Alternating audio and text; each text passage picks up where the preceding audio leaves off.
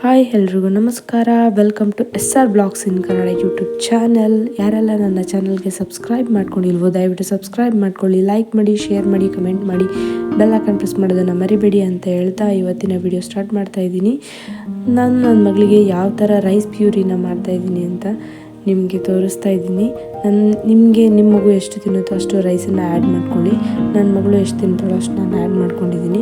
ಅದಕ್ಕೆ ಸ್ವಲ್ಪ breast milk ಅಥವಾ ಫಾರ್ಮುಲಾ ಮಿಲ್ಕ್ ಹಾಕಿ, ಕೌ ಮಿಲ್ಕ್ 1 ಇಯರ್ ಆಗೋವರೆಗೂ ಕೌ ಮಿಲ್ಕ್ ಕೊಡಬಾರ್ದು ಅಂತ ಡಾಕ್ಟರ್ ಸಜೆಸ್ಟ್ ಮಾಡ್ತಾರೆ.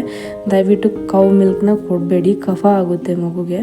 ಫಾರ್ಮುಲಾ ಮಿಲ್ಕ್ ಇಲ್ಲ ಬ್ರೆಸ್ಟ್ ಮಿಲ್ಕ್ನ ಯೂಸ್ ಮಾಡಿಬಿಟ್ಟು ಗ್ರೈಂಡ್ ಮಾಡಿ ಅಥವಾ ಸ್ಮ್ಯಾಶ್ ಮಾಡಿ. ನನ್ನ ಮಗಳು ಸ್ಮ್ಯಾಶ್ ಮಾಡಿದ್ರೆ ತಿನ್ನಲ್ಲ, ಅದಕ್ಕೆ ನಾನು ಗ್ರೈಂಡ್ ಮಾಡಿದ್ದೀನಿ. ಇದಕ್ಕೆ 2 ಟೇಬಲ್ ಸ್ಪೂನ್ ಅಥವಾ 3 ಟೇಬಲ್ ಸ್ಪೂನ್ ತುಪ್ಪ ಆ್ಯಡ್ ಮಾಡ್ಬೋದು. ಸ್ಪೂನ್ ಚಿಕ್ಕದಾಗಿದೆ, ಅದಕ್ಕೆ ನಾನು ಒಂದು 3 ಇಂದ 4 ಸ್ಪೂನನ್ನು ಹಾಕ್ತಾಯಿದ್ದೀನಿ ತುಪ್ಪನ. ಚೆನ್ನಾಗಿ ಮಿಕ್ಸ್ ಮಾಡಿಬಿಟ್ಟು ತಕ್ಷಣ ಸ್ವಲ್ಪ ಬಿಸಿ ಆರಿದ ತಕ್ಷಣ ತಿನ್ನಿಸ್ಬಿಡಿ.